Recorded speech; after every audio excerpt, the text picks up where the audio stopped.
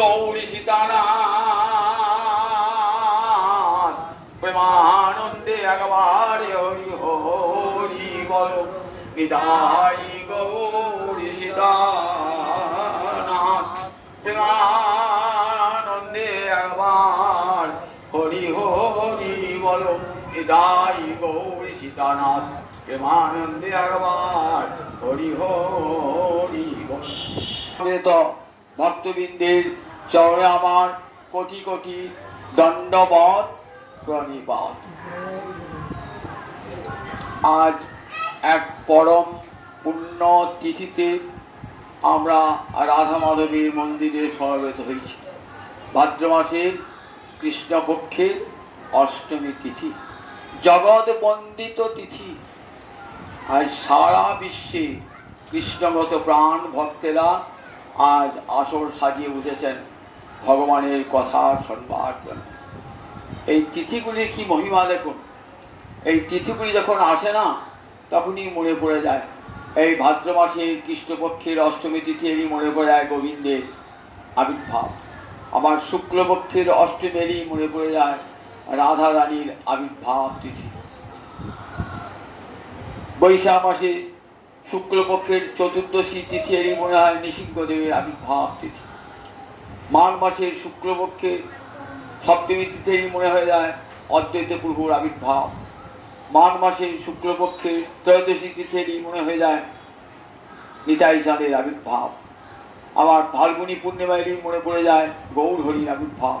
এই তিথিগুলি এত মূল্যবান না, আমরা আমাদেরকে স্মরণ করিয়ে দেয় এত করুণা এই তিথিগুলি, এমন আমাদেরকে স্মরণ করে দেয়। আমরা তো ভগবানকে ভুলেই থাকি, এই তিথিগুলি আমাদের সব স্মরণ করিয়ে দেয়।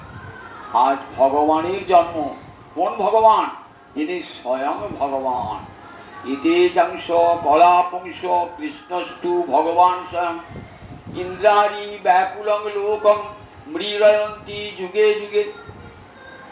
সুত গোস্বামী পাদ নৈমিষারণ্যে 60,000 ঋষির মাঝে বলছেন, কত কত অবতারের কথা বললেন, অনেক অবতারের কথা বললেন। এই যে সমস্ত অবতারের কথা বললাম না, এরা কেউ অংশ, কেউ অংশের অংশ কলা। এতে চাংশ কলা পুংস কৃষ্ণস্তু ভগবান স্বয়ং। শ্রীকৃষ্ণ হলেন স্বয়ং ভগবান। শ্রীকৃষ্ণ হতেই অন্য সমস্ত অবতারের উৎপত্তি। শ্রীকৃষ্ণ তাই কৃষ্ণকে বলেছেন অবতারা বলি বীজ। সামান্য অবতার নন, তিনি অবতারই, স্বয়ং ভগবান। স্বয়ং ভগবান শব্দ একটা পারিভাষিক শব্দ। স্বয়ং ভগবান শব্দের অর্থ করেছেন কবিরাজ গোস্বামী পাদ বলেছেন, স্বয়ং ভগবান শব্দের তাহাতেই সত্তা, যাহার ভগবত্তা হইতে হয় অন্যের ভগবত্তা। অর্থাৎ অন্য যে সমস্ত ভগবান যদি কৃষ্ণকে স্বীকার না করেন, তার অন্য ভগবানের ভগবত্তা নাই। কৃষ্ণ হতি রাম, নৃসিংহ, কূর্ম, বরাহ, যত যত অবতার সব কিন্তু কৃষ্ণ হতে। তাই দেখবেন জয়দেব বলেছেন কেশব ধৃত দশবিধ রূপ। জয়দেব তার দশাবতার স্তোত্রে কৃষ্ণকে অবতার বলেন নাই, বলরামকে অবতার বলেছেন। শেষে বলছেন কেশব ধৃত দশবিধ রূপ। কৃষ্ণ এই 10টি রূপ ধারণ করেছিলেন। তাই কৃষ্ণকে বলা হয় স্বয়ং ভগবান। কৃষ্ণস্তু ভগবান স্বয়ং। বলেন এই সমস্ত অবতার কেউ অংশ, কেউ কলা, আর কৃষ্ণ হলেন স্বয়ং ভগবান। এই স্বয়ং ভগবান কিন্তু প্রতি দাপরেই আসবেন না। অনেকের ধারণা আছে যে দাপর যুগ এলেই কৃষ্ণ আবির্ভূত হন। শাস্ত্র যারা জানেন তারা জানেন প্রতি দাপরেই কিন্তু কৃষ্ণ আসেন না। ব্রহ্মার একদিনে তিহ অবতার। ব্রহ্মার একদিন মানে এক কল্প। কিরকম? সত্য, ত্রেতা, দাপর, কলি, এই 4টে যুগ মিলে একটা চতুর্যুগ। একাত্ম চতুর্যুগে এক মন্বন্তর, 14 মন্বন্তরে ব্রহ্মার একদিন। ব্রহ্মার একদিনকে কি বলে? কল্প বলে। এই এক কল্পে একবার ভগবান শ্রীহরি নন্দন রূপে আবির্ভূত হবে। নন্দন একবার হবে। এটা বৈবস্বত মন্বন্তর চলছে। এই বৈবস্বত মন্বন্তরের 28 দাপরে শ্রীকৃষ্ণ নন্দন রূপে এসেছিলেন। কি জন্য এসেছিলেন? বলে অন্যান্য অবতার কিছু আছেন? তা বললেন, দেখো ভগবান গীতায় বলেছেন না, পরিত্রাণায় সাধুনাং বিনাশায় চ দুষ্কৃতাং ধর্ম সংস্থাপনার্থায় চ সম্ভবামি যুগে যুগে। এই কথাগুলি কাদের ক্ষেত্রে? ভগবানের অংশের অংশ কলা অন্যান্য অবতারের ক্ষেত্রে। কৃষ্ণের জন্য, কৃষ্ণ ধরাভার হরণ করবার জন্য আসেন নাই, অসুর বধ করবার জন্য আসেন নাই। তিনি কি জন্য এসেছেন? আমা বিনা অন্য নারী ব্রজপ্রেম দিতে। গোবিন্দ ছাড়া জগতে আর কেউ ব্রজপ্রেম দান করতে পারে না। কৃষ্ণাদন্য কো বা লতাস্বপি প্রেমদো ভবতী। কৃষ্ণ ছাড়া জগতে আর কে? লতাকে পর্যন্ত প্রেম দান করেছেন। বৃন্দাবনের লতা যখন কৃষ্ণ যাচ্ছেন না, বৃন্দাবনের লতা কৃষ্ণকে দর্শন করে প্রেমে পুলকিত হয়েছেন, প্রেমে পুলকিত হয়েছেন। বৃক্ষ প্রেমে পুলকিত হয়েছেন, ময়ূরী প্রেমে পুলকিত হয়ে এসেছেন। যমুনার জল উজান বয়েছে, ফাটি মুখে জল বয়ে তো উজান বয়েছে বাঁশি শুনে।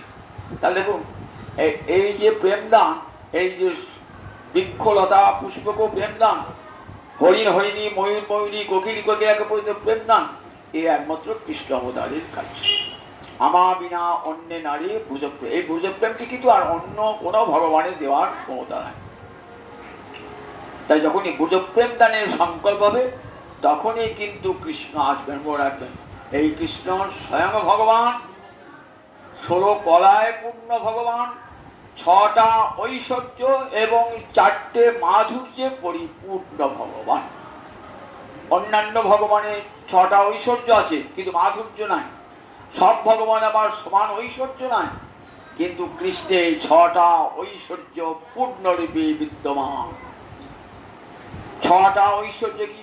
ঐশ্বর্যস্য সমগ্রস্য বীর্যস্য যশস্য জ্ঞান বৈরাগ্যশ্চৈব সন্ন্যাং ভব ইতি স্থিতম। সমগ্র ঐশ্বর্য, সমগ্র বীর্য, সমগ্র যশ, সমগ্র শ্রী, সমগ্র জ্ঞান, সমগ্র বৈরাগ্য। এই কথাতে প্রত্যেকটা কথা সমগ্র। অন্যান্য ভগবানের সমগ্র নাই, কিন্তু কৃষ্ণের ক্ষেত্রে সমগ্র বলে। এই 6টা ঐশ্বর্য গোবিন্দে বিদ্যমান। 4টে মাধুর্য কি কি? বেণু মাধুর্য, রূপ মাধুর্য, লীলা মাধুর্য, প্রেম মাধুর্য। স্বয়ং নারায়ণের পূজা নাই, এ মাধুর্য নাহি নারায়ণে। গোবিন্দ আর নারায়ণ একই বটে, কিন্তু গোবিন্দ, মনে রাখবেন, গোবিন্দের সঙ্গে নারায়ণের পার্থক্য কোনখানে? গোবিন্দ হলেন গোপলীল, দেবলীল নন। গোপলীল তিনি থাকেন কোথায়? গোলকে। আর নারায়ণ কোথায় থাকেন? বৈকুণ্ঠে। নারায়ণ দেবলীল, দেবরূপে লীলা করেন। তার 4টে হাত, তিনি বাঁশি বাজান না, শঙ্খ চক্র গদা পদ্ম ধরে থাকেন। ঐশ্বর্যের মূর্তি। ভগবানের 2টো মূর্তি, একটা ঐশ্বর্যময় আর একটা মাধুর্য মণ্ডিত। এই ঐশ্বর্যময় মূর্তিটি হলেন নারায়ণ, তাই বলেন কৃষ্ণের বিলাস মূর্তি। আর যে মাধুর্য মণ্ডিত মূর্তি, গোপ গোপী পরিবৃত মূর্তি, সেটি দ্বিভুজ মুরলীধর। এই মূর্তিটি হলো নন্দনন্দন রূপ। এটি গোলকে থাকেন। বৈকুণ্ঠ হতে 50 কোটি যোজন ঊর্ধ্বে এই গোলকে রয়েছেন গোবিন্দ দ্বিভুজ মুরলীধারী। সেই গোবিন্দের আজ জন্মদিন, আবির্ভাব। ভগবানের জন্মকে কি বলে? ভগবানের জন্মকে বলে আবির্ভাব। আপনার আমার জন্মকে কি আবির্ভাব বলি আমরা? অমুকে ছেলে আবির্ভাব হয়েছে বলি না, অমুকে ছেলে জন্ম হয়েছে বলি। কিন্তু ভগবানের ক্ষেত্রে কি বলে? আবির্ভাব আর তিরোভাব। ভগবানের দেখুন আবির্ভাব তিরোভাব কিরকম? সূর্যের আমরা বলি উদয় হলো অস্ত হলো, তো কিন্তু সূর্যের উদয় অস্ত হয় নাকি? সূর্যের উদয় হয় না, সূর্যের অস্ত হয় না। সূর্য এক স্থানেই থাকে, এক স্থানে। অথচ আমাদের ধারণা সূর্যের উদয় হলো, সন্ধ্যেবেলায় সূর্য অস্ত গেল। ভগবানও ঠিক তেমনি, তার আবির্ভাব তিনি নিত্য সত্য সব সময় রয়েছেন, তথাপি এমনভাবে লীলা করেন মনে হলো ভগবানের এই বুঝি আবির্ভাব হলো। এই যে লোকলোচনের আবির্ভূত হলেন তিনি নরদেহ ধারণ করে, এটাই ভগবানের মধুর লীলার একটা রূপ। কৃষ্ণের যতে লীলা সর্বোত্তম নরলীলা, নরবপু তাহার স্বরূপ, গোপবেশ বেণুকর নবকিশোর নট বড় নরলীলারে হয় অনুরূপ। এই যে নরলীল ভগবান, এর অপূর্ব মাধুর্য, কত রূপে খেলা করেছেন বৃন্দাবনেতে। এমন খেলার অন্য কোনো ভগবানের এই মাধুর্য নয়। সেই ভগবানের আজ অবতরণ করে আজকে দেখুন কেমন দিনে ভগবান বলছেন আমার যে কথা শুনলে কি হয়। গীতা পড়তাম সবাই, গীতায় ভগবান কি বলছেন অর্জুনকে, জন্ম কর্ম চমে দিব্যং এবং যো ব্যক্তি তত্ত্বত তত্ত্বা দেহং পুনর্জন্ম নৈতি মাম এতি সো অর্জুন। জানো অর্জুন, লোকের জন্মের সঙ্গে আমার জন্মে এক করে দিও না। অমুকের ছেলে জন্মিয়েছে, তার সঙ্গে আমার জন্মটা এক করে দিও না। মানুষ জন্মায় পিতৃমাতৃ মিলনে, পিতার শুক্র মাতার শনিতের মিলনে দেহ গঠিত হয়। ভগবান বলছে আমার জন্ম তো সেরকম নয়, আবার কর্মফল ভোগের জন্য জন্ম হয়। ভগবানের কর্ম নাই, ভগবানের কর্মফল নাই, ভগবানের কর্মকে লীলা বলা হয়। ভগবানের কর্মকে লীলা বলা হয়। তাই বলছে আমার জন্ম আর আমার কর্ম এটা কেমন দিব্য। আমার জন্ম এবং কর্ম এ দুটো অলৌকিক, অপ্রাকৃত। তোমরা প্রাকৃত দৃষ্টি দিয়ে বিচার করো না। প্রাকৃত দৃষ্টি দিয়ে আমরা যেমন মানুষের জন্ম দেখি, ভাবি কিভাবে জন্ম হয়েছে, আমরা ভাবি কি ভগবান বলে এইভাবে জন্ম, পিতা মাতার মিলনই বোধ হয় ভগবানের জন্ম হয়েছে। ভগবানের জন্মের জন্য পিতা মাতার প্রয়োজন হয় না। হিরণ্যকশিপুকে বধ করবার যখন নৃসিংহ আবির্ভূত হলেন, কোন পিতা মাতা ছিল? কোন পিতা মাতা ছিল? থাম থেকেই ভগবান বেরিয়ে। বরাহ অবতারে ভগবানের কোন পিতা মাতা ছিল? ব্রহ্মাণ্ড আশ্রম থেকে বেরিয়ে। তাহলে ভগবানের আবির্ভাবের জন্য পিতা মাতার কোনো প্রয়োজন নাই।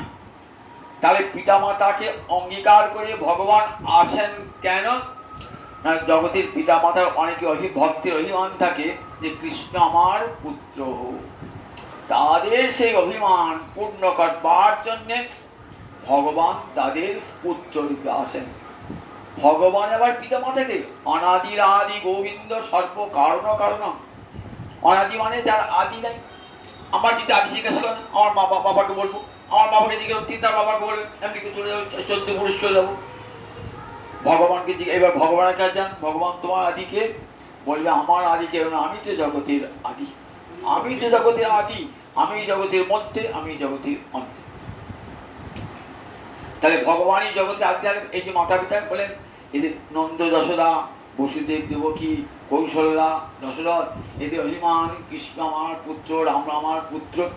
তাদের সেই অভিমানকে মর্যাদা দান করবার জন্য ভগবান তাদের পুত্র রূপে। তাই বলে আমার জন্মকর্ম আর সাধারণ মানুষের জন্মকর্মকে এক বলে দেব না। জন্মকর্ম চমে দিব্যং, আমার জন্ম এবং আমার কর্ম এই দুটো অপ্রাকৃত। প্রাকৃত হিসাবে প্রাকৃত দৃষ্টিতে দেখো না। দিব্য মানে অলৌকিক, অপ্রাকৃত। শিরসায়ী টিকা বলেছেন দিব্য এবং যোগ্যতি তত্ত্বত। আমার জন্মটা জন্ম নয় আবির্ভাব, আমার কর্মটা লীলা। বলে জন্ম কর্ম চমে এবং যো ব্যক্তি তত্ত্ব, এই তত্ত্বটা যে জানে ভগবানের জন্ম আর ভগবানের কর্ম এ দুটো তার ভগবানের লীলা, এটা যে তত্ত্বটা জানে কি ফল লাভ হয়। তাহলে বুঝে পাই যে এতক্ষণ ভগবানের কথা শুনবেন কি ফল হবে। বলেন তত্ত্বা দেহং পুনর্জন্ম। বলেন যারা তত্ত্ব জানে আমার জন্ম কর্মের কথা, তত্ত্বা দেহ, দেহ ত্যাগ করে তারা পুনর্জন্ম নৈতি, আর মায়ের পেটে আসে না, আর তাদেরকে সংসার করতে হয় না। কোথায় যায়? মাম এটি, নিজেকে কি বলছেন অর্জুন? আমার কাছে চলে আসে। এটি মানে চলে আসে, আমার কাছে চলে এসেছে।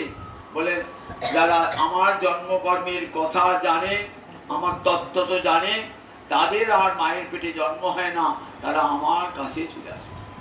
তাহলে কত বড় লাভ দেখুন একবার। যে মুক্তির জন্য যোগী কোটি কোটি বৎসর ধরে যোগ সাধন করছেন, জ্ঞানী জ্ঞান সাধন করছেন, তপস্বী তপস্যা করছেন, সেই মুক্তিটা অনায়াস লক্ষ্য হয়ে যায় যদি বসে বসে হরি কথা গান, তাহলে হরি কথা শ্রবণের কত মর্যাদা, কত মূল্য দেখুন হরি কথা শ্রবণের।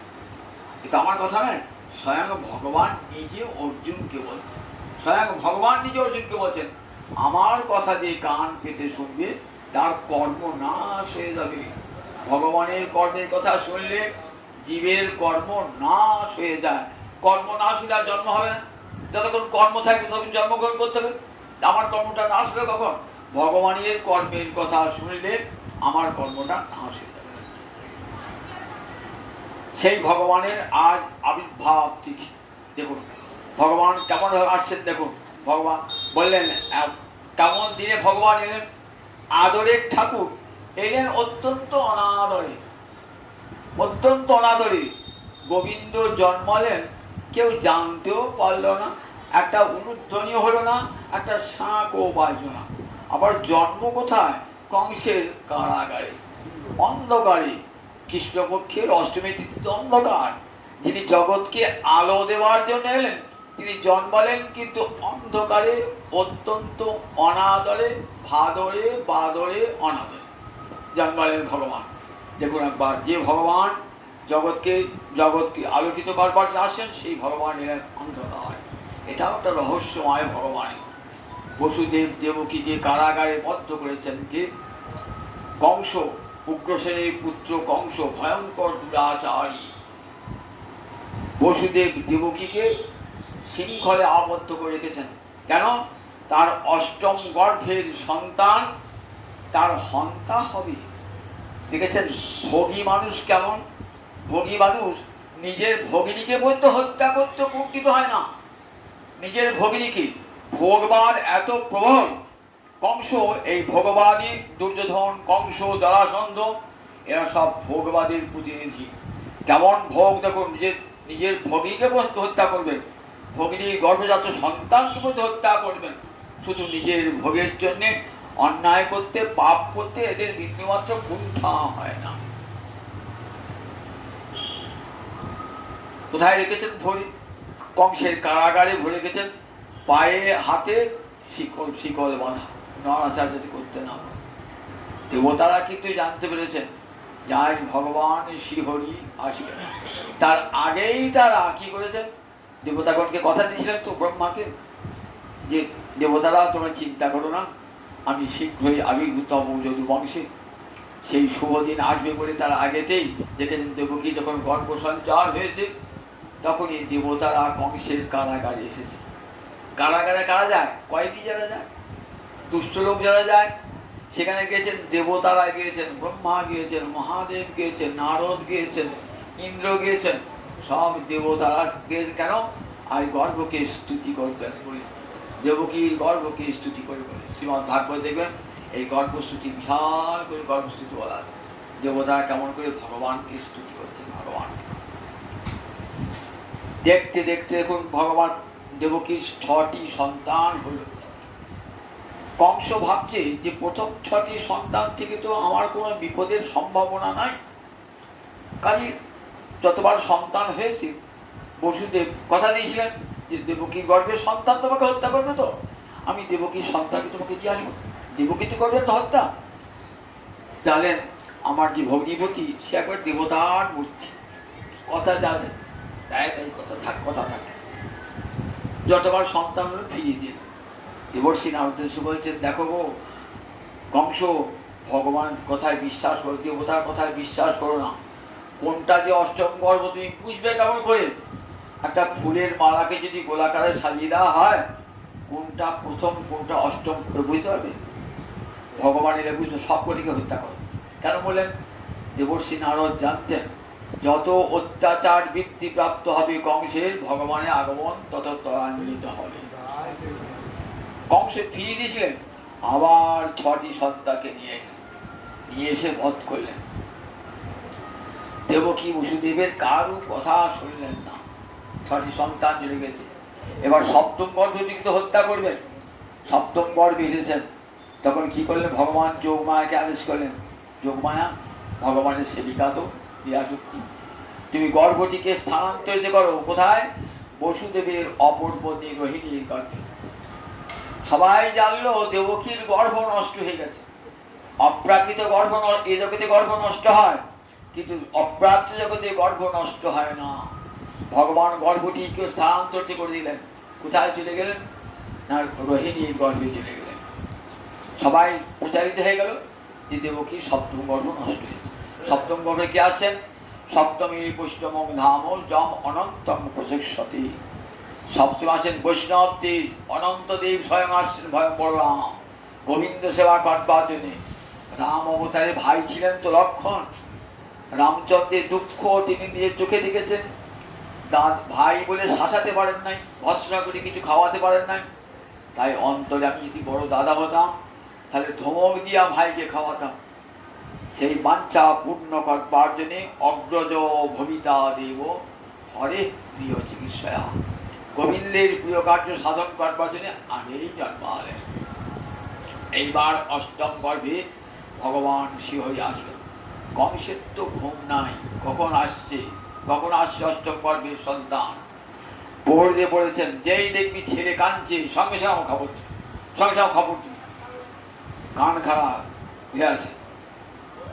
ভগবান দেবকীর অষ্টম গর্ভে আজ সেই শুভদিন ভাদ্র মাসের কৃষ্ণপক্ষের অষ্টমী তিথি, অথবা সর্বগুণপীত কাল পরম শোভন। সুখদেব বলছেন, মহারাজ ভাদ্র মাস, দেখো ভাদ্র মাস এমন একটি মাস, এই মাসটি কারো পছন্দের যোগ্য না। ভাদ্র মাস থেকে বলে না অভদ্র ভাদ্র মাস, অভদ্র ভাদ্র। আমরা ফুলরার 12 মাস করেছেন না, দেখবেন ভাদ্র মাসকে কি বলছে? অভদ্র ভাদ্র মাস, অভদ্র ভাদ্র মাস। সেই ভাদ্র মাসে জন্মালেন। কেন জন্মালেন? বলেন ভগবান কালের নিয়ন্তা। কাল চেয়েছে ভগবানের সেবা করবেন বলে। কাল তো ভগবানের শক্তি, কালের ইচ্ছা ভগবানের সেবা করব, তাই তাকে সেবার সুযোগ দিয়েছেন। সমস্ত এই ভাদ্র মাসের কৃষ্ণপক্ষের অষ্টমী রাত্রি তার অন্তর ইচ্ছা যে গোবিন্দ আমি তোমার সেবা করব। তোমার তো রহস্যময় জন্ম, সেই জন্মে তোমাকে ঢাকা দেওয়ার জন্যে আমি আবির্ভূত হব তোমার সেবা করবার জন্য। কিন্তু সব গুণগুলা নিয়ে এসেছেন। ভাদ্র মাসে যে দোষগুলো না সব দূর হয়ে গেছে। ভাদ্র মাসে কেমন গরম হয় বন্ধু করি, কিন্তু এদিন আর গরম না, বসন্তের হাওয়া। কি করে বলে বসন্ত হাওয়া? কোকিল ডাকছে, কৃষ্ণ জন্মের সময় কোকিল ডাকছে। আচ্ছা, কোকিল তো বসন্তকালে ডাকে, তাই বোঝা যায় বসন্তে মলয় ভবন প্রবাহিত হচ্ছে। আবার দেখুন এই সময় গরম করে তো, কেমন হেমন্তকালে কেমন হয়? শীত শীত ভাব হয় হেমন্তে, সেই রকম ভাব গ্রীষ্মকালের সন্ধ্যাবেলায় যখন ভাবটি হয় সেটা এই ভাদ্র মাসে। শীতকালের দুপুরবেলা ভাবটি যেমন হয় সেটি আজ এখানে। ঠিক যে কালের যে গুণ, সেই সব গুণ নিয়ে এসে হাজির হয়েছে আজ ভাদ্র মাসে কৃষ্ণপক্ষের অষ্টমী তিথি। বৃষ্টি পড়ছে, ঝিরঝির করে বৃষ্টি পড়ছে। ইন্দ্রদেব ভাবছেন গোবিন্দ সেবার এইটাই সময়, আমি সবাই তাতে কেউ জানতে না পারে। ভগবান চেয়েছেন আমি এমন করে জন্মাবো যেন আমার জন্মের কথা কেউ জানতে না পারে। একবারে গোপনে জন্মাবেন ভগবান তো। তাই দেখুন অন্ধকার রজনী এসেছেন, ঢেকে দেবেন বলে জানতে দেবেন না। ইন্দ্রদেব বাড়ি বর্ষণ করছেন। এমন সময় মধ্যরাত্রি জায়মানে জনার্দন, ভগবান জন্মালেন। জনার্দন জন নামক অসুরকে দমন করেছিলেন। 5 জন অসুরকে দমন করেছিলেন বলে কৃষ্ণ একটা নাম জনার্দন। আমি বলে নারায়ণকে জনার্দন করি না, 5 জনই অসুরকে বধ করেছিলেন, তাই গোবিন্দ একটা নাম জনার্দন। আবার জনগণের দুঃখ হরণ করেন বলে গোবিন্দ একটি নাম জনার্দন। জনার্দন জন্মালেন। এদিকে দেখতে দেখতে দেবকীর গর্ভ অষ্টম মাসে বেরিয়েছে। একটা সন্তান জন্মায় কত? 9 মাস 10 দিনে, কিন্তু অষ্টমে মাসি গর্ভকালে দশম পূর্ণে, গর্ভ অসম্পূর্ণ 8 মাসে জন্ম কৃষ্ণের। মনে রাখবেন 10 মাসে নয়, 9 মাসে নয়, 8 মাসে কৃষ্ণের জন্ম। গর্ভকালে তু অসম্পূর্ণে অষ্টমে মাসি তেস্তীয়। অষ্টম মাসে ভগবানের এই ভাদ্র মাস অষ্টম মাস হয়েছে। এমন সময় মধ্যরাত্রে ভগবান শ্রীহরি আবির্ভূত হলেন। দেব কেমন? তা বলছেন দেবজ্ঞান দেবরূপিণার, দেবরূপিণী দেবকীকে আশ্রয় করে, দেবকীর পেট থেকে তিনি আবির্ভূত হন নয়। যদি দেবকীর পেট থেকে আবির্ভূত হতেন তাহলে সুখদেব কি বলতেন? দেবক্কা পঞ্চমী বিভক্তি হতো, অপদান কারক হতো। তা হয় নাই, সপ্তমী বিভক্তি হয়েছে, স্বামীপি অধিকরণে সপ্তমী বিভক্তি হচ্ছে। অর্থাৎ দেবকীকে আশ্রয় করে ভগবান শ্রীহরি আবির্ভূত হলেন। কেমন? প্রাচ্যাং দিশিন্দুরিব পুষ্কর, যেমন পূর্ব দিককে আশ্রয় করে চন্দ্রের আবির্ভাব হয়। চন্দ্রের তো আবির্ভাব পূর্ব দিক নয়, কিন্তু পূর্ব দিককে আশ্রয় করে চন্দ্র আবির্ভূত হয়। তারপরে ঠিক যেমন চন্দ্র পূর্ব দিককে আশ্রয় করে আবির্ভূত হন, ঠিক তেমনি দেবকী দেবীকে আশ্রয় করে ভগবান শ্রীহরি আবির্ভূত হলেন। কারণ দেবকী ভগবানকে পুত্ররূপে চেয়েছিলেন। যখন জন্মালেন না, তেমন জন্মালেন ছেলে। দেখুন ছেলে তমদ্ভূত বালকম অম্বিজেক্ষণ, অদ্ভুত বালক জন্মালো মায়ের পেট থেকে। পদ্মলোচন শঙ্খ বলে চতুর্ভুজং, চারটে বাহু, শঙ্খ চক্র গদা অপত্য, আর উদায়ুধম হাতে অস্ত্র নিয়ে ভগবান জন্মিয়েছেন।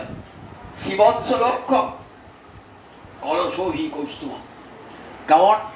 শিবস্ত চিহ্ন আর গলসৌহি কৌস্তুভ, কৌস্তুভ মণি থাকে ভগবানের কণ্ঠে, থাকে কৌস্তুভ মণি। দেখছেন বসুদেব, বসুদেব দেখছেন এ কি ছেলে হলো, 4 হাতওয়ালার ছেলে। শুধু তাই না, পীতাম্বর অঙ্গে বসন পরে ছেলে জন্মালো। অঙ্গে তো বসন থাকে না, বসন পরে ছেলে জন্মালো। আবার শঙ্খচক্র গদা পদ্ম, হাতে অস্ত্র উদ্যত।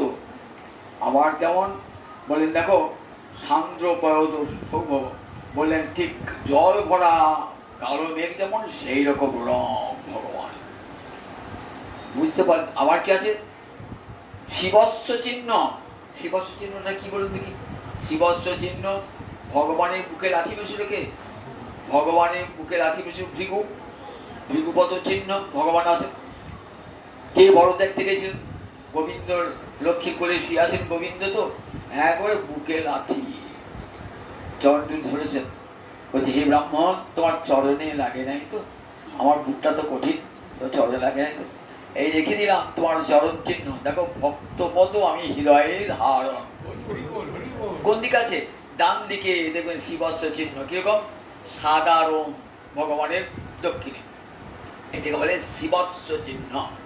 অর্থাৎ ভৃগুর লাঠি, তার পদচিহ্ন আছে। এই ভৃগুপদ চিহ্নিত বিশাল হিয়াম আছে। আমার বাবা গান গাইতেন, ভৃগুপদ চিহ্নিত বিশাল হিয়াম আছে, বিশাল হিয়াম আছে ভৃগুপদ চিহ্ন।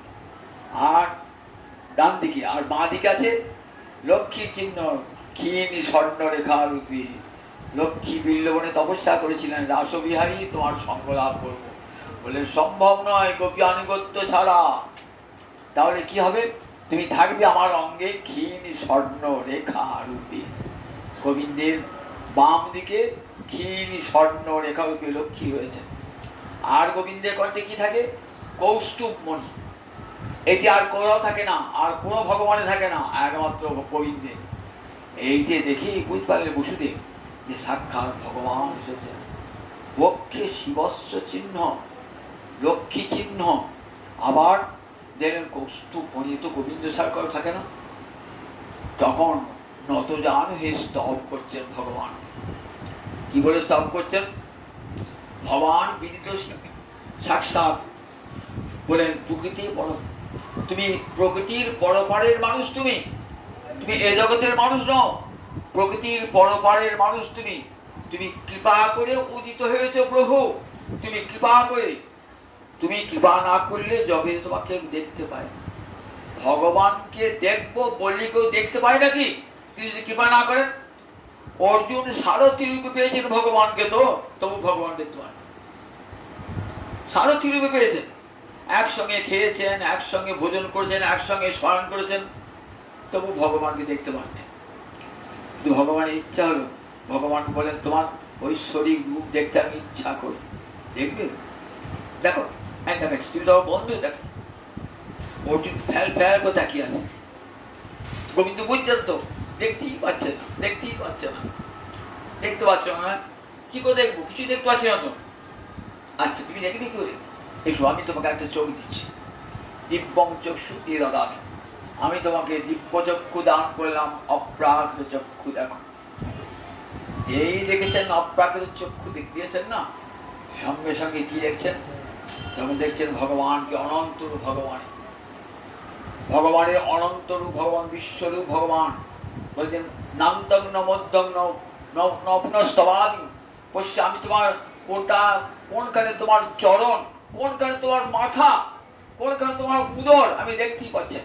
পশ্য আমি দেবাং স্তব দেব দেহে, দেখি সব দেবতারা বসে আছে তোমার অঙ্গে, ব্রহ্মা বসে আছেন, মহাদেব বসে আছেন তোমার অঙ্গে, যত সিদ্ধ পুরুষ সব বসে আছেন তোমার অঙ্গে, অনন্ত বাসুকি সব নাগ তোমার অঙ্গে রয়েছে, কমলাসন ব্রহ্মা বসে রয়েছেন, মহাদেব বসে তোমার অঙ্গে। পশ্যামি দেবাং স্তব দেব দেহি সর্বাং তথাভূত বিশেষ সংজ্ঞা। অর্জুনের স্তব আছে দেখবেন গীতার 11 অধ্যায়। দিব্যচক্ষু, দিব্য যেই দিব্যচক্ষু দিলেন, তাহলে ভগবান কৃপা না করলে ভগবান দেখা যায়। সূর্য আকাশে মেঘে ঢাকা, সূর্য দেখা দাও, আমি দেখবি আমাকে সূর্যকে, মেঘ কি করবি? হাজার হাজার লাইট জ্বালালেন বলে আমার দেখতে হবে না। কখন দেখতে পাবে? আমি যখন দেখা দেবো, মেঘ সরিয়ে যখন দেখা দেবো তোকে দেখতে হবে। তাহলে সূর্যকে দেখা যায় তার আলোকের দ্বারা, ভগবানকে দেখা যায় ভগবানের কৃপার আলোকের দ্বারা। সাধকের শত সাধনা তো ভগবান দেখা দেন না, যদি তার কৃপা না হয়। সাধকের সাধনার সঙ্গে ভগবানের করুণা মিশ্রিত হবে, তবেই ভগবত দর্শন হবে, নইলে হবে না। সাধক যখন সাধন করতে করতে বলবে যে গোবিন্দ তোমাকে আর দেখা পেলাম না, যখন সাধন ক্লেশ আসবে তখনই ভগবান করুণা করে দেখা দেবে। মা দশটা বন্ধন করে যাচ্ছেন তো, যতবার বন্ধন করে 2 আঙুল কম, 3 আঙুল নয়, 4 আঙুল নয়, 2 আঙুল। আশ্চর্য না? 2 আঙুল কম। মায়ের চুল বাঁধা ফিতে দিয়ে গোবিন্দের পেটটাকে মা ভেবে রাখবেন, তা 2 আঙুল কম হলে কেন? শিল্পের বলছে দেখো 2 আঙুল কম যেন, 1 আঙুল হলো সাধকের সাধনা, আর 1 আঙুল হলো ভগবানের করুণা। সাধক সাধনা করে যখন এগিয়ে যাবেন, ভগবান তখন করুণা করে নেমে আসবেন, তখন মাঝ পথে দেখা হবে। এই ভগবানের কৃপা ছাড়া ভগবানকে দেখা যায় না, ভগবানের কৃপা ছাড়া ভগবানকে দেখা যায় না। তাই আজ দেখেছেন বসুদেব দেখে স্তব করছেন ভগবানকে, এই জগৎ তুমি সৃষ্টি করছো তোমার ত্রিগুণময়ী মায়ার দ্বারা, আমার জগতের সর্বত্র তুমি আছো, অনলে অনিলে ভূধরে, জগতের এমন কোনো স্থান নাই যেখানে তুমি নাই। এই যে পঞ্চভূতে গড়া পৃথিবী, প্রতিটি পঞ্চভূতি তো তুমি রয়েছো। আগে গতকাল গোবিন্দের মধ্যে বলেছি পঞ্চভূতের কারণ তিনি, তা হচ্ছে পঞ্চভূত, আবার প্রতিটি পঞ্চভূতে তিনি রয়েছে। সুতরাং জগতের সমস্ত বস্তুতে তিনি রয়েছে। গোবিন্দ জগৎ সৃষ্টি করে তৎসৃষ্টা তদেব অনুপ্রাবিশৎ, ঋগ্বেদে বলছেন তৎসৃষ্টা, জগৎ সৃষ্টি করে আবার জগতের মধ্যে প্রবেশ করলেন ভগবান। সঙ্গে সঙ্গে ভগবানের ঐশ্বর্য দেখলেন তো, কিছুক্ষণের মধ্যে আবার একটা ভয় এসে গেল। বললেন যদি কংস জানতে পারে তুমি আমার গৃহে আবির্ভূত হয়েছো, তাহলে এখনই তোমাকে হত্যা করবে, যে ছুটে আসবে। তাই তোমার এই রূপ তুমি সংহার করো, এই রূপ, এই শঙ্খচক্র গদা পদ্মিত এই রূপ তুমি সংহার করো, এখনই কংস ছুটে আসবে, ছুটে। এবার দেবকী সন্তান প্রসব করার পর কিছুক্ষণ ক্লান্তি ছিল, কিছুক্ষণ মুখা দোষা কেটে যাওয়ার পর দেখছেন আমার ঘরে কে এসেছে, আমার পেটে কে এসেছে? বাবা সাক্ষাৎ ভগবান, সাক্ষাৎ বিষ্ণু, অধ্যাত্ম অধ্যাত্ম জগৎ আলোকিত করে যিনি রয়েছেন সেই ভগবান এসেছে। আমার দুনয়নে জলধারায় ভেসে যাচ্ছে, আজ আমার কি সৌভাগ্য, ভগবান এসেছেন আমার পেটেতে। আনন্দের সীমা নাই, কিন্তু আনন্দ করবেন কি? আনন্দ করতে পারছেন না। এখন যদি কংস আছে, খল কংস আছে, মর্ত মৃত্যু ব্যয়ভীত পলায়ন সর্বা লোক আর নির্ভ্যামনাথ বলছে গোবিন্দ, মর্তের মানুষ মৃত্যু ভয়ে ভীত হয়ে আজ এখানে সেখানে ছুটে বেড়ায়, মনে করে স্বর্গে গেলে আমার মৃত্যু হবে না, উচ্চ উচ্চ লোকে গেলে মৃত্যু হবে না। কিন্তু মৃত্যু তো সব জায়গাতেই আছে, স্বর্গেতেও মৃত্যু আছে, আবার যেখানে ব্রহ্মা থাকেন সত্য লোক, সেখানে মৃত্যু আছে। তপজন মোহ সত্য সব লোকেই মৃত্যু আছে। মৃত্যু ভয়ে ছুটাছুটি করে, কোনো জায়গায় আশ্রয় পায় না। বললেন আজ তোমার চরণ কমল, এই চরণ কমল আশ্রয় করে জীব কেমন হয়েছে? সুস্থ হয়েছে। জানে এই চরণ কমল আশ্রয় করলে আর মৃত্যু স্পর্শ করতে পারবে না। তৎপদাব্জন প্রাপ্য, তোমার চরণ কমল পেয়ে কি দ্বারা সুস্থ হয়েছে, স্বাস্থ্য হয়েছে, মৃত্যুর অস্মাদ হয়েছে। আর মৃত্যু যায় না। মৃত্যু সব জায়গায় যায়, কোথায় যায় না? গোবিন্দ চরণে মৃত্যু যেতে পারে না। তাই গোবিন্দ চরণ আশ্রয় করুন। দেখেন না, এই জায়গাতে জাঁতাতে কড়াই পিস হয়ে গেছেন তো, চারিপাশে কড়াইগুলো দেখবেন সব ছাতু হয়ে গেছে। এই জাঁতার একটা পাট খুলুন, দেখবেন দেখেন দণ্ড না, সেই দণ্ডেতে দু একটা কড়াই লেগে থাকে। যেমন কাঠ তেমনি গায়ে আঁচও লাগে না, যেমন কাঠ গোটা গুটি করে আছে। কি করে থাকলো না? ওই মাঝখানের দণ্ডে লেগেছিল বলে। এই জগতের দণ্ড বলে গোবিন্দের চরণ দণ্ড এখানে আশ্রয় নিয়েছে না, বলে তার আর ভয় নাই, তার আর মৃত্যু নাই। মায়া তাকে স্পর্শ করতে পারে, মায়ের ক্ষমতায় তাকে স্পর্শ করে। দেবকীর অন্তরে ভয় হলো, বলে মা তুমি ভয় করছো? ভয় করো, রাখো। আমি দেখো এই রূপটা কেন দেখালাম জানো? তোমরা আমাকে পুত্ররূপে চেয়েছিলে, পুত্ররূপে চেয়েছিলে। দেখো এক জন্মে তোমরা ছিলে, তুমি ছিলে কৃষ্ণী, তোমার নাম ছিল কৃষ্ণী এক কল্পে। আর আমার পিতা বসুদেবের নাম ছিল সুতপা। ব্রহ্মার আদেশে তোমরা পূজা সৃষ্টি করতে গেলে দেব পরিমাণে ১২,০০০ বর্ষ তোমরা তপস্যা করেছিলে। রোদ বৃষ্টি কিছুই মানো নাই, সব সহ্য করেছো। আমি যখন দেখা দিলাম, বললেন কি চাও? প্রিয়তাঙ্গ বড় বর চাও? বললেন তোমার মতন পুত্র চাই। আমার মতন পুত্র তো জগতে আর কেউ নাই, আমার মতো তো আর কেউ নাই। আমি তোমাদের পুত্র হয়েছিলাম, তখন আমার নাম ছিল কৃষ্ণগর্ভ। আবার জানো, তুমি একবার অদিতি হয়ে জন্মাবে, আর তোমার বসুদেব হলেন কশ্যপ ঋষি, সেখানে একবার জন্মিয়েছিলাম আমি। বামন রূপে জন্মিয়েছিলাম, বলিকে ছলনা করবার জন্য বামন রূপে অবতীর্ণ হয়েছিলাম। এই দুটো দেখানো কেন? আর বহু তোমার পুত্র জন্মিয়েছি। তোমাদের অন্তর এই বাঞ্ছিল আমার মতন পুত্র হোক, সেই হবার জন্য তোমাদের বাঞ্ছা পূর্ণ করবার জন্য আমি তোমাদের পুত্র রূপে দিয়েছি। যদি তোমাদের ভয় হয়, যদি কংসার বিভেষী, যদি কংসকে ভয় হয়, তাই মান গোকুলম নয়, তাহলে আমাকে গোকুলে নিয়ে চলো। কি করে নিয়ে যাবে গোকুলে? পা তো বাঁধা, হাত তো বাঁধা, চারিদিকে তো লোহার কপাট, প্রহরীরা সব লেগে আছে। দেখুন, এদিকে মা যশোদার পেট থেকে একটি পুত্র একটি কন্যা হয়েছে। সবাই জানেন যে গোবিন্দ বসুদেবের সন্তান, দেবকীর সন্তান, আর মা যশোদা তার পালন করেছে। এটি ভাগবত বলেই ভুলটি ভেঙে যাবে চিরকালের জন্য, যে তিনি যশোদার পুত্র নন বা নন্দরাজার পুত্র নন, তিনি একমাত্র বসুদেবের সন্তান। ভাগবত বলেই ভুলটি ভেঙে যাবে। বলে ভগবানের একসঙ্গে ভগবানের দুই রূপে প্রকাশ, বসুদেব নন্দন, নন্দনন্দন রূপে। মা যশোদার একটি পুত্র একটি কন্যা। কত বাচ্চা করেছিলেন নারায়ণের কাছে, বুঝতে সে যোগ্য করেছিলেন। গুরুদেব বলেছিলেন নারায়ণকে ডাকো, নারায়ণের সমান পুত্র লাভ করবে। মা যশোদা সন্তান হওয়ার বয়স পেরিয়ে গেছে, তথাপি দেখুন গুরুদেবের কৃপায় আবার সন্তান লাভ হয়েছে। সন্তান জন্মগ্রহণের পর মূর্ছিত হয়ে গেছে, দেখতে পান নাই যে আমার সন্তান কন্যা না পুত্র, দেখতে পান নাই।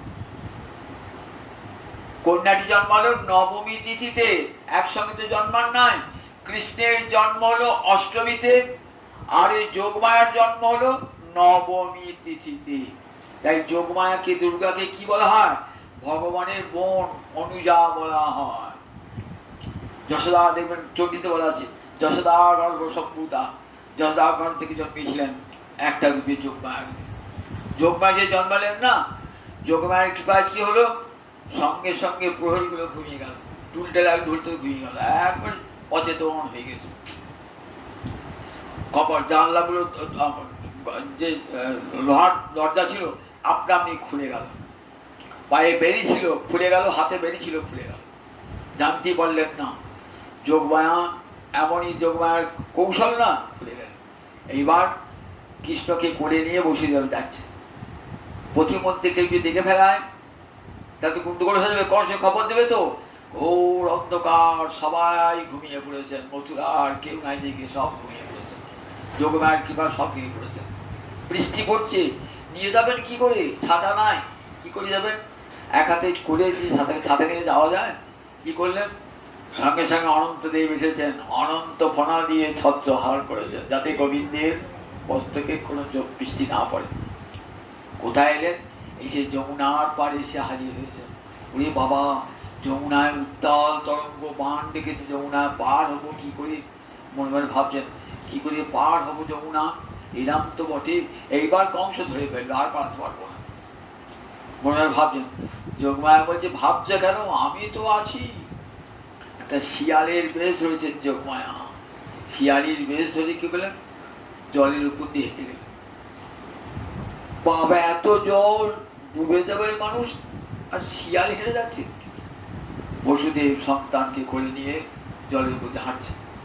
যমুনার অন্তরিচ্ছা জাগলো, দেখো আমার স্বামী সমুদ্র, রামচরণ লাভ করবার জন্য বলছেন, ঠাকুর তোমার চরণ আমি লাভ করব, তাই দেখো তোমাকে পথ করে দিচ্ছি। কি করে পথ হবে?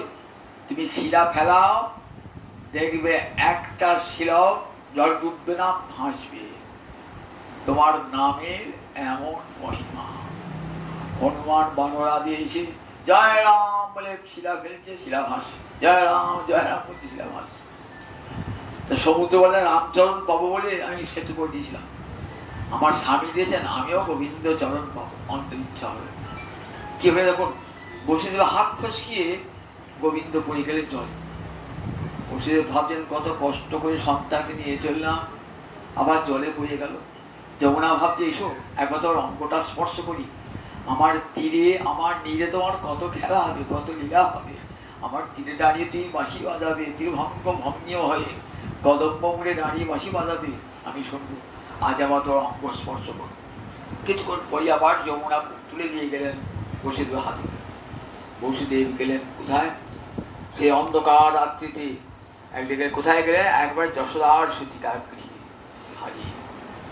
সেখানে দেখছেন মা যশোদা কেমন আচ্ছন্ন হয়ে রয়েছেন, সন্তান প্রসব করে মূর্ছিত অবস্থা রয়েছে। বসুদেব যখন নিয়ে গেছেন সন্তানকে, বসুদেব কিন্তু দেখতে পেলেন এটি কন্যাকে। আর কেউ দেখবে কেন? যোগমায়া তার কাজ কি? আবরণ করা। ওই যে যশোদার পুত্রটিকে ঢেকে রেখে দিয়ে জানতে দিচ্ছেন না। এইবার যখন নিয়ে গেলেন কৃষ্ণ, বসুদেব যখন কৃষ্ণকে নিয়ে গেলেন না, তখন নামিয়ে দিয়েছেন ঠিক যশোদার পাশেতে। যশোদানন্দন আর বসুদেব নন্দন দুইয়ে এক হয়ে গেলে কেমন ঘনে সৌদামিনী যথা। আকাশে বিদ্যুৎ দেখা দিয়ে যেমন আকাশের বুকি আবার বিলীন হয়ে যায়, ঠিক তেমনি করি ঘরে সৌদামিনী যথা মেঘেতি বিলীন হয়ে গেলেন বসুদেব নন্দন, নন্দনন্দন একই। লোকে জানলো যে কৃষ্ণ বসুদেব নন্দন, মা যশোদা তার বালিকা মাতা, নন্দ মহারাজ তার বালক পিতা। কিন্তু তা নয়। কারণ দেখুন নন্দোৎসবে দেখবো নন্দ মহারাজ, নন্দস্তু আত্মজে উৎপন্নে জাতাল্লাদ মহামনা। সুখদেবজি মহারাজ, নন্দ রাজার ছেলে হয়েছে বলে নন্দ রাজার কি আনন্দ। আত্মজে উৎপন্নে, নিজের দেহ থেকে যে উৎপন্ন ছেলে তাকে তো আত্মজে বলা হয়। অপরের ছেলেকে পালন করা ছেলেকে আত্মজে বলে নাকি? সে বলে আমার তাকে নিজ দত্তক পুত্র, তাকে তোকে আত্মজ পুত্র বলে না। আত্মজ পুত্র তাকেই বলে নিজের দেহ থেকে যে সন্তান জন্মিয়েছে। তার সুখদেবকে ভুল বলেন নাকি? বলে নন্দস্তু আত্মজে উৎপন্নে জাত আহ্লাদ মহামনা। নিজের ছেলে কতদিন বাদে কত উপাসনা করেছেন ভগবান, বলেছেন গুরুদেব বলেছেন, দেখো তোমার সন্তান হবে নারায়ণের সমান। সেই গুরুর আশীর্বাদ ফলে গেছে। দেখছেন একটি সুন্দর সন্তান, নারায়ণের চেয়েও অপূর্ব রূপ। এসে একবার মা যশোদা, একবার নন্দ মহারাজার করে ঝাঁপিয়ে পড়ছে, নন্দ মহারাজার কোল থেকে মা যশোদার করে ঝাঁপিয়ে পড়ছে। মা যশোদা বললেন, আমি ওই স্বপ্ন দেখেছি। যথাকালে গর্ভ সঞ্চার হলো এবং মা যশোদা আরও একটি পুত্র একটি কন্যা জন্ম। কিন্তু এমন রহস্যে ঢাকা, কেউ জানতেই পারলো না। সবাই জানলো কন্যাটি যশোদার আর পুত্রটি বসুদেবের। এই রহস্য ঘেরাই থাকলো চিরকালই। কিন্তু আসল তত্ত্ব ভাগবত পড়ে জানতে পারবেন যে না, নন্দ রাজার গোবিন্দ নন্দ রাজারও সন্তান একই সঙ্গে দুজন হয়েছে। নামিয়ে দিয়ে কন্যাটিকে নিয়ে এলেন। কন্যাটিকে যখন নিয়ে এলেন তো আবার দেখুন যোগমায়ের এমন কেমন কৃপা। যোগমায় সঙ্গে সঙ্গে ওই দরজা জানলা সব বন্ধ হয়ে গেল। আবার দেখুন ঠিক যেমন ছিলেন তেমনি করে হাতে পায়ে ওই শিকল বাঁধা হয়ে গেল। প্রহরীগুলো সব জেগে উঠল। মেয়েটি কেঁদে উঠেছে, সন্তান জন্মানি কেঁদে উঠে। সঙ্গে সঙ্গে প্রহরীরা বলেছেন কংস খবর দেবেন। সঙ্গে সঙ্গে কংসে খবর দিয়েছে। কংস ছুটে আসছে, চলো ওই আমার শত্রু এসে, ওই আমার শত্রু এসে ছুটছে, পাগলের মধ্যে ছুটতে আসছে। ছুটতে ছুটতে এসে কি দেখছেন, কংস একবারে দেবকীর কোল থেকে কেড়ে নিয়েছেন ছেলে। এটি কন্যা, মেরো না এদিকে, তুমি আবার সব সন্তানকে মেরেছো, এটিকে মেরো না। কিন্তু চোরা না শোনে ধর্মের কাহিনী, কি পাপ কি পুণ্য জ্ঞান তার থাকে না। জোর করে সন্তানটিকে গেলেন। মা দেবকী কাঁদতে লাগলেন। বসুদেব অসহায় সন্তানটিকে নিয়ে গিয়ে কি করলেন, সন্তানটিকে নিয়ে গিয়ে একটা শিলা পৃষ্ঠে আছাড় দিয়েছেন। যোগমায়া তো মরবে নাকি, যোগমায়া ভগবানের শক্তি বিরাট শক্তি, আকাশে উঠলেন অষ্টভুজ মূর্তি ধরে, আটটা হাতে অষ্টভুজা মূর্তি। সেই মূর্তি ধরে আকাশে বলছেন, ওরে কংস আমাকে মেরে কি করবি, তোর যে অন্তকারী সে জন্মিয়ে গেছে, যা তো ঘলু তবা অন্তকরি, আমাকে মেরে তোর কিছু হবে না, যথা কালে তোর মৃত্যু হবে। কংস ভাবলেন ভগবানও কেমন ঠকায়, অষ্টম গর্ভে পুত্র আসে বলেছিল, অষ্টম গর্ভে কন্যা এসে গেল। কংস তো খেপে গেল, পাগল হয়ে গেল। কি করে ওই 10 দিনের যত শিশু আছে, বালক হোক বালিকা হোক, সব টিপে মেরে ফেলা আদেশ দিয়েছেন পুত্রাকে। এদিকে নন্দ রাজার গিয়ে বসুদেব পাঠিয়েছেন সন্তানকে, সেখানে গর্গাচার্যকে পাঠিয়েছিলেন, যাও গোপনে যেন পুত্রের নামকরণ হয়। গোপনে বলরামের এবং কৃষ্ণের নামকরণ, রোহিণী গর্ভবতীর বলরাম হয়েছেন 8 দিনে বড়। কোন দিন বলরাম হয়েছেন, শ্রাবণী পূর্ণিমার দিন বলরাম হয়েছে বলেছি, শ্রাবণী পূর্ণিমার দিন বলেছি, সেদিন বলরামের জন্ম হয়েছে। 8 দিন বাদে জন্মালেন গোবিন্দ। দুজনেরই নামকরণ হল, গর্গাচার্যকে অতি গোপনে নামকরণ করলেন। নন্দ মহারাজার আনন্দের সীমানায়, বহুদিন বাদে নিজ পুত্রকে পেয়েছেন, আনন্দের সীমানায় সমস্ত ব্রজগোপীরা, ব্রজের মায়েরা আনন্দে সবাই দধি দুগ্ধ নিয়ে এসে নন্দের অঙ্গনে আনন্দ করছেন। নন্দোৎসব হয়ে যাবে আগামীকাল, নন্দোৎসব। সবার জয় জয় তাই জয় তাই।